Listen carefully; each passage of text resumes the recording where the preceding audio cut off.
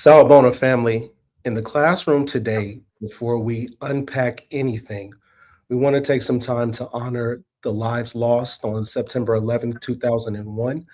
Um, we want to send our hearts and our prayers and our feelings, our thoughts out to all of the survivors and all of the survivors' families. And we want to take a moment of silence before we do anything else. So, if you could with us, those of you all watching, uh, let's take a moment of silence for those lives lost.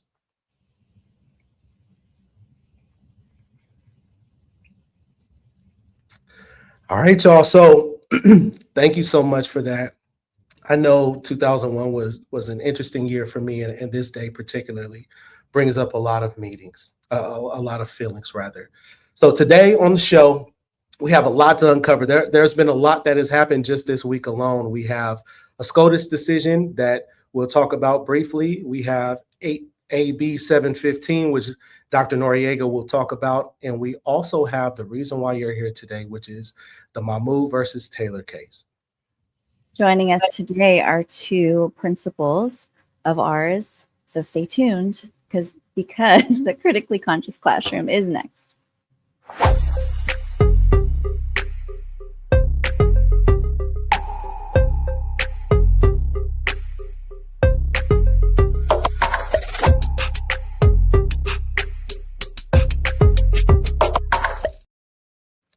Microphone check 1 2 1 2. Welcome to the Critically Conscious Classroom. I am one of your hosts, Anthony Robinson, here with my lovely co-host, Dr. Tracie Noriega.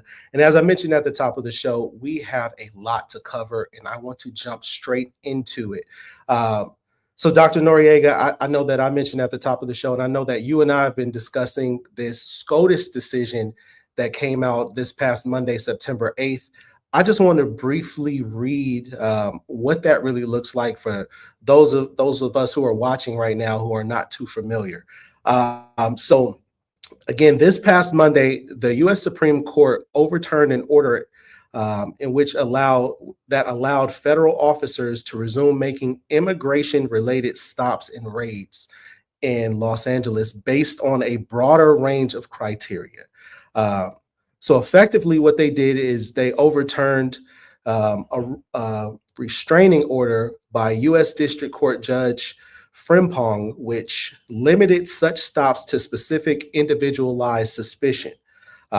So what this overturnment does is it permits the resumption of immigration enforcement activities that could involve stops based on factors such as appearance, occupation, or the language that someone speaks, rather than requiring more evidence. So, Dr. Noriega, I know that in earlier episodes, we talked about ICE agents entering our campuses, fear from our parents and community members about students being taken from campuses or from streets, or even parents being taken. So this is really alarming for me. And I've mentioned that in the past. So what I want to say to you all is, as equity warriors, as allies, as co-conspirators, the work still continues.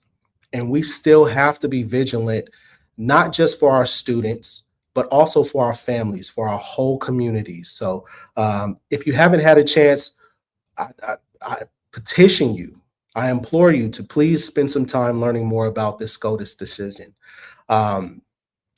But Dr. Noriega, I know that there was a major hearing last night about AB 715.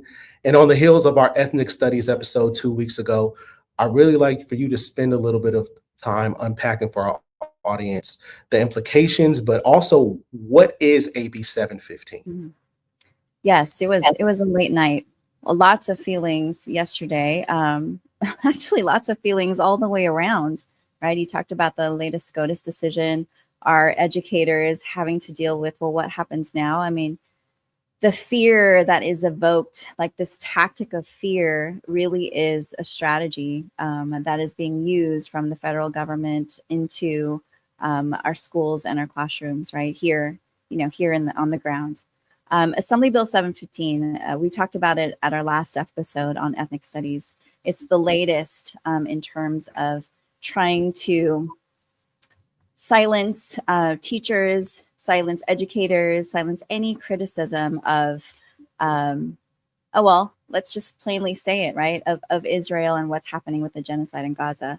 I appreciate that we took a moment of silence for the survivors, for the events that happened on 9/11. I also wonder how, of course, we have a love for American people, but I also wonder how that affects our viewpoints on what's happening now in Palestine and Gaza, right? And so, the things that we've seen in media to vilify folks from that particular region of the world, right? Does that mean that we don't have empathy, right? Or that we can't understand and ask questions about what's happening, not just in our country, when it comes to the SCOTUS decision, or when it comes to, the tactics that are, being used to block aid, humanitarian aid to Gaza, et cetera. So Assembly Bill 715, a very well-intentioned bill, because it actually speaks to trying to stop what folks are saying is an increase in acts of anti-Semitism. As someone that comes from ethnic studies, right, our job as ethnic studies educators is to dismantle any kind of hate, racism, Islamophobia, anti-Semitism, homophobia, xenophobia, etc. Right? Like that is the purpose of ethnic studies. We have to dismantle all of that to get to collective liberation. That's what Dr. Allison Tintiaco always talks about. But when I think about this particular bill, the tactics being used to get it across, and right now it's being rammed through the Senate. The session ends this Friday. And people have been on standby because we didn't know if it was going to come to the Senate Education Committee. It's an assembly bill, and now it says on the other side. It actually passed 6-1 last night, Anthony, 6-1, even though you have all of these major education organizations against it. AXA, CTA, CFT, et cetera, CSBA, the California County Soups. I mean, all these education organizations against it because they understand what the implications are. And I'm just going to read, because AXA was opposed to this bill. I'm just going to read just a snippet of what we sent off to the authors, Rick Zuber and Don Addis. Assembly Bill 715 includes provisions that, while well-intentioned, will have unintended consequences for classroom instruction and school operations. Like the recent U.S. Supreme Court in Mammu versus Taylor, AB 715 would create a legal environment that causes educators preventatively suppressing viewpoints, histories, books, and ideas. And then the letter to the authors goes on with specific details. But imagine that, right? Like we are in this era of basically like, shut your face. Don't say anything. Don't critique anything. Don't rock the boat. But we really have students to think about. And that's why I'm really appreciative of Dr. Lester Powell and Pat Hansen-Schmidt, who are principals, AXA members, who are going to help us understand what those implications are. But I asked us to stay vigilant because this bill, depending on what happens to it, has a number of implications for us. There could be more things that come down the pike with aspects of continuing to silence, right? The critical thinking that happens in classrooms. I mean, it even erases, it seeks to erase all of the histories that we are asking to just be talked about, right? I mean, we have to know in order to do better. So what's so wrong about understanding history? We weren't there, but we can very well understand it. Maybe our ancestors made some bad mistakes. Doesn't mean that we have to continue to perpetuate that. But yes, I have lots of feelings around it, and I know that it's not going to be the first. It's not going to be the first of many. Yes, Tracie. We have a lot of feelings about everything. So I want to move us forward, and I want to welcome to the show Pat Hansen-Schmidt, who is the principal of Independent Elementary School in the Castro Valley Unified School District, as well as Dr. Lester Powell of Louis Armstrong Middle School in Los Angeles Unified School District. Welcome to our show. We have a lot that we want to dive into and unpack, but I want to offer you all something before we jump into this conversation. not only are we speaking to educators and community members, but we're also speaking to parents. So I want to quickly share a story about my son. So I've mentioned on a few episodes that I have a seventh grader and a freshman in high school. And my son has been in school for about 4 weeks now. And on his first day of school, he got a welcome packet from one of his classes, and I was reading through it. And at the end of the packet was an opt-out form. And this document was very confusing. There was a lot of language that didn't make sense. There was very little mention of even what we would be opting in or out of. It was just something that just kind of seemed forced. And to add to that as well, there was no language actually even from the school. It was just this one central class. So as you all are talking, I ask that you consider our parents out there as well, and what you can say to them. But my question to you both, Pat and Dr. Powell, is if you could explain to us what the Mammu versus Taylor case actually is and how it has impacted schools, specifically your schools. Sure. You want to go first, Lester? No. Okay. So, I mean, the case just generically is gives parents a broader opportunity to opt out of different curriculum in schools. And depending on your interpretation, the expanse, it could be like very expansive. It could be very narrow. Right now, there's not a lot of details to help us figure out exactly what the ruling means for us. And so because of that, at first, so I'm in Castro Valley. We've been in session for almost a month and a half now. So at the beginning of the school year, there was a lot of like hesitation, not really knowing what was going on, and a lot of confusion from principals, from teachers, not so much from families yet, because many of them heard that. But then as we started going along, the leadership in Castro Valley has been really smart about the way we're going about this, really reassuring admin with a strong process for how to deal with any opt-out requests. And so we've been given a lot of really clear direction about how to support our teachers with it. LA Unified, we have given, there's a letter that went home for opt-out for every student in elementary school. And what I found interesting was that it says the teacher will offer an alternative educational activity instead of reading the LGBT book. And so, but there's no samples or no lessons for the teacher. So with that, I found that, okay, we're erasing some, or giving an opt-out option, but what would be an alternative to that is the interesting part that would be equivalent to students learning about reading that book. There's this conversation about opt-outs. Anthony and I just came off of 2 amazing days of Equity Council, a retreat for our Council of Equity Leaders. And the conversation about opt-outs was one that, where we share different resources and this idea of, okay, well, what are the processes? Because a lot of times families don't necessarily know. They might think that there is something there, right? But that's not necessarily the case. Pat, at our recent LGBTQ plus network, you presented presented us with this amazing presentation that really broke down the case.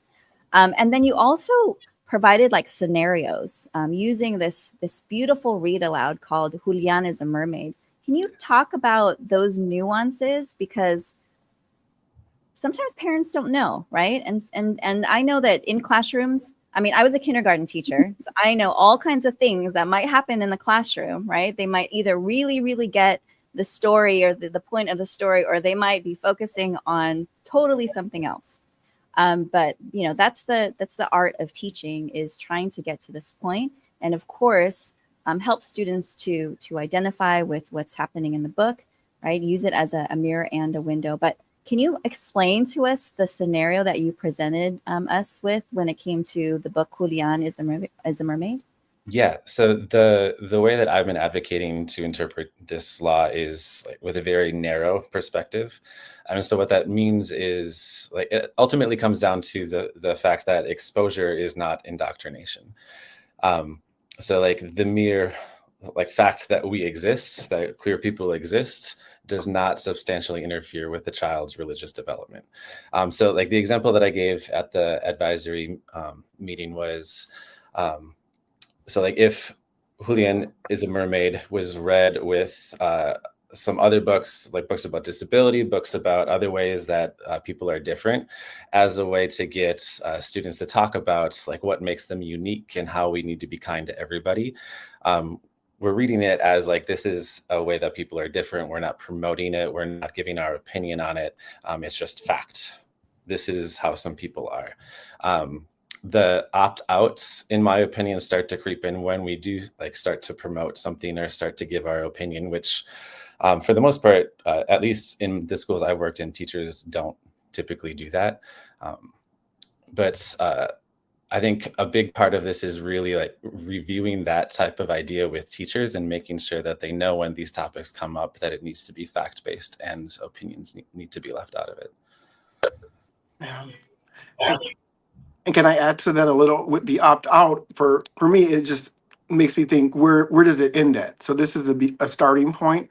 And as a Black gay male, I wonder, what's the next thing we want to allow parents to opt out of? Is it African American history, which we've seen some states doing that, with the banning of books and different things. So, that's my issue. And then Dr. Noriega, you mentioned, erasing history, but right now we're looking to erase the present of what's going on as well. So it's just one of those.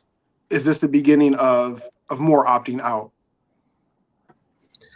And I really appreciate you saying that, Lester, because I think that this opting out can be a foundation for opting out of everything and again, erasing history. But I want to kind of go back a little bit for both of you all.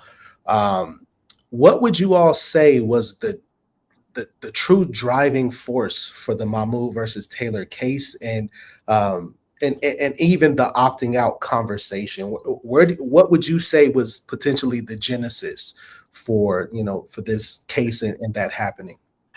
For me, from what I understand, it's fear and religion coming together. A few years ago, we had a big case in LAUSD with parents protesting over a read aloud with a story that had a simple sentence of explaining that a kid had two dads. One sentence, as simple as that, and it was all over the news, all over the media. We don't want our kids to be exposed to that. And like Pat said, we're just teaching about difference. At my former school, elementary school, we had a pride club, and students came once a month. And again, it wasn't promoting; it was exposing. And so we were just making room for others. And so that's how we presented that. But I feel like this is based off of fear mixed with some religion in there that's been cited. Based on religious beliefs, parents now have the right to opt out. So there's this fear that we're, of what really is happening when there really is not a lot of knowledge about what's going on in the curriculum. Yeah, I was going to add to that like the lack of understanding of what actually is happening in the classroom, what the curriculum actually looks like, is like at the basis of that fear. Dr. Brazil from Keys Unified asked this question: what does the court mean by substantial interference with religious development? I mean, I know that we're educators here, right? We're not meant to totally unpack all this, and I think that's one of the criticisms of of this case, is that there hasn't been a lot of direction. I know the CD has provided some. I know that a lot of districts have worked with their attorneys, but I mean, what do you think? I'm reading it like, if there is a particular ideology in that specific religion, and if there is something that is different than that ideology that is being preached in that particular religion, then that's an interference. Right. Right. And that's the gateway for so many others. Like, I think, like Anthony was saying, that's just I see it as a gateway that now I can use my religion to opt out of learning about, treating women, equality for women. It sort of opens up a floodgate that can allow that to be the premise now. Yeah. And at the same time, like, I think those two words, though, really like set the precedent for making sure that this is about religion and not about politics. Because I think really easily, like, this could lead into political opt-outs rather than religious opt-outs. And like being an elementary school teacher, I think of things as simply as I possibly can. For me, like, substantially interfere is like if a kid walks away feeling like something that they believe or a part of themselves is wrong. And we're not in the business of doing that at schools. But that would be the, and that would be the reverse of what's happening now. That, Exactly. our LGBT students will feel walking away feeling worse or not seen.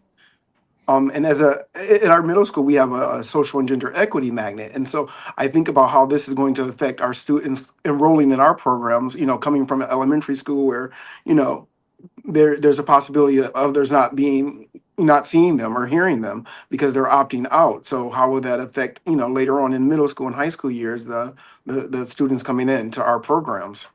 Right. And then how does that affect empathy, right? We've done a lot of work in social emotional learning, right?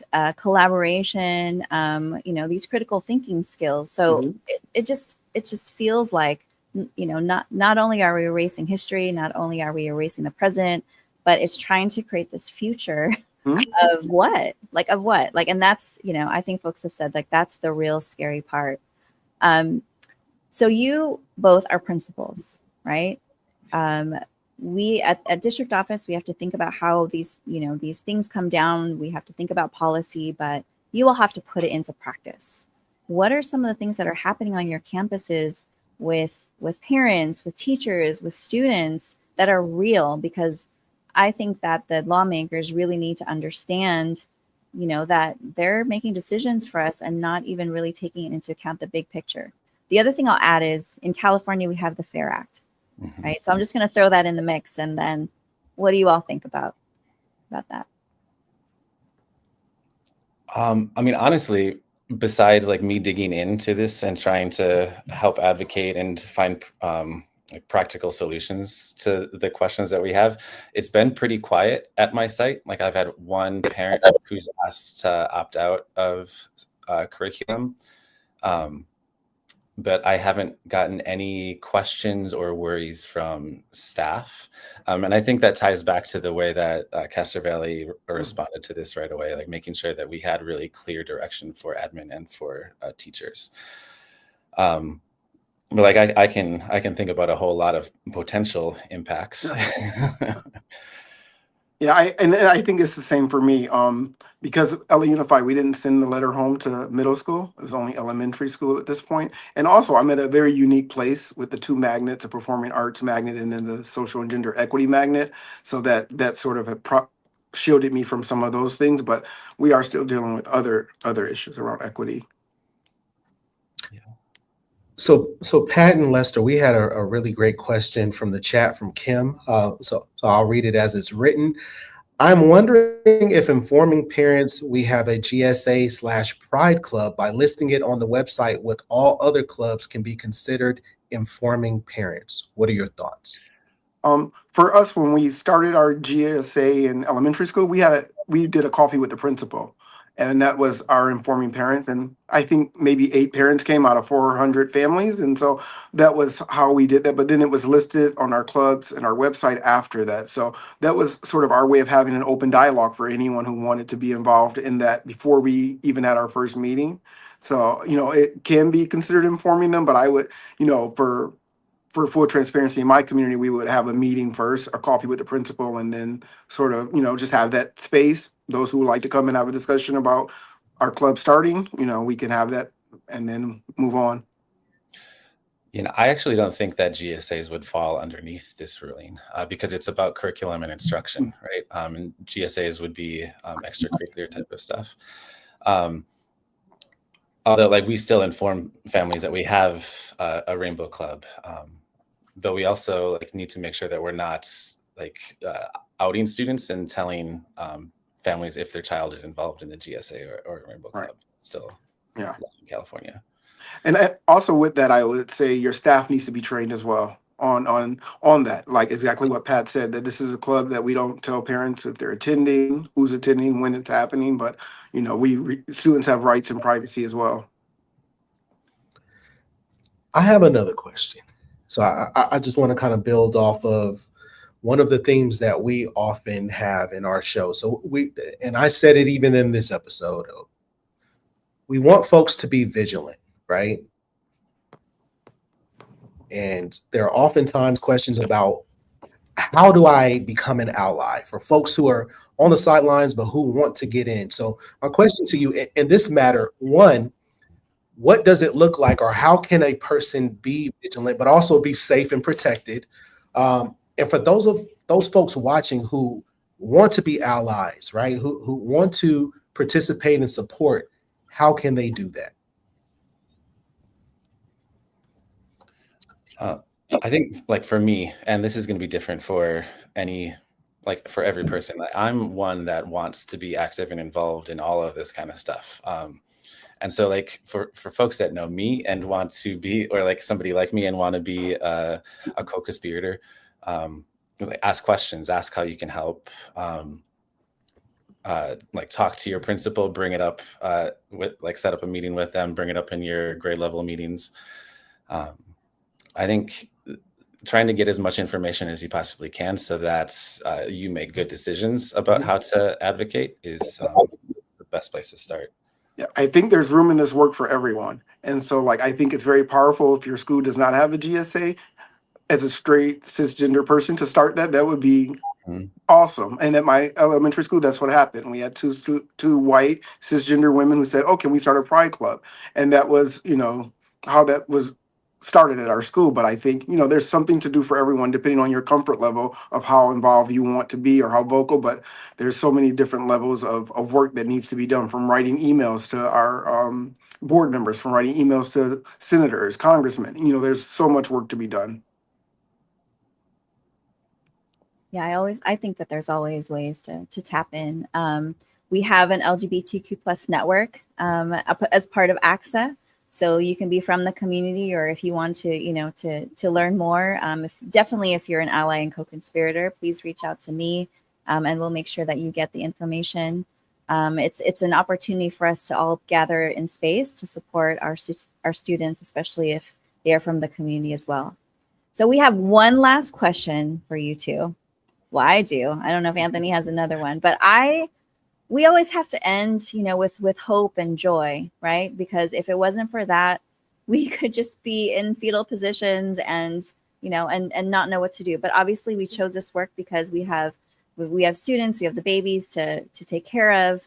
So what is your hope for the future, right? What do you want to see? Because I'm always about freedom dreaming. And if together we are voicing this, then together we will make it happen. What is your hope for the future? What brings you joy as well? Well, my hope is that we see a generation of students, parents, and community that just make space for each other. I always preach there's enough room on this earth for everyone to just make space for each other, to see each other, to hear each other, to be there with each other in this space. There's no reason to try to erase or ignore anyone. So my hope is that, we can just make space for each other and do so respectfully, with love and kindness. I lead with heart, and that's how I want to be surrounded by that. Yeah, I think mine is similar to that. Like, I hope that students, like the students in school right now, don't have to go through what we went through growing up. Like when I first heard about this case, the initial thought was fear that we're going back to how it was when I was in school. And like I'm happy to like work through this and figure out that we're not taking that far of a step backwards. But yeah, my hope is that like students can grow up being proud of who they are and don't have those negative influences in their life. I love that. Thank you both. Thank you. Well, Pat and Lester, it was an honor and privilege to have you with us today. We really appreciate you. We do have to bid you adieu. Thank you.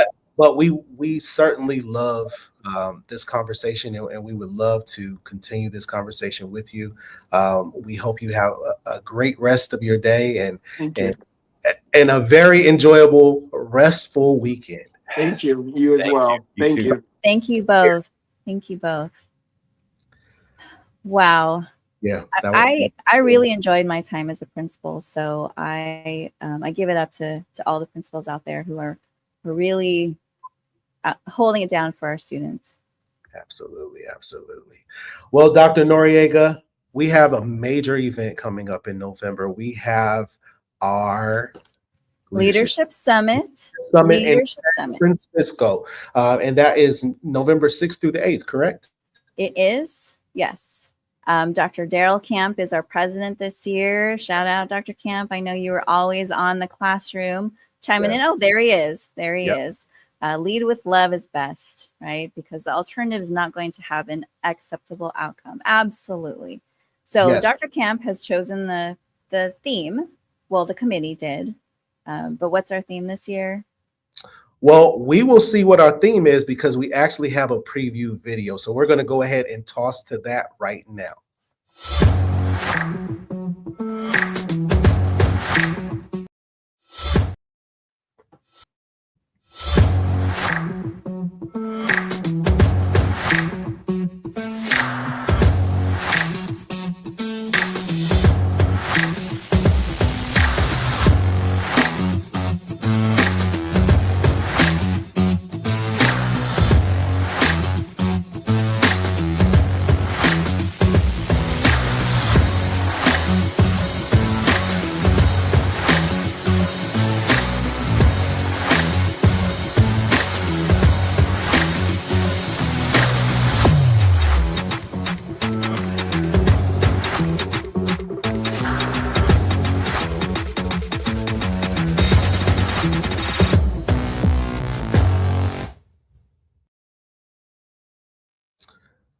Lead loudly. and Tracie, I think that's what we do at all times. We lead loudly. So I'm really excited about this upcoming summit. Again, shout out to Dr. Daryl Camp, our AXA president and my Morehouse brother. Thank you for always supporting. And we look forward to supporting you. But we're going to go ahead and head out. This was an eventful show. This was great. But before we go, I do want to send a shout out to our AXA Equity Council. As Tracie mentioned, we spent the last 2 days with them in retreat. And they helped us to really shape a lot of our work, including this show. And we're really excited to continue to do all of this great work. But before we close, I want to leave you all with this great quote from an article that our executive director, Dr. Edgar Zasweta, wrote, because this has really been on my heart. Dr. Zasweta says, equity work is not a moment, it is a movement. And we are proud to walk alongside our members, and I'm adding our non-members, in advancing it. So that is our total goal here in the Critically Conscious Classroom. We love you. We thank you for watching, and we look forward to seeing you next time. So in the meantime, peace. Love and peace, y'all.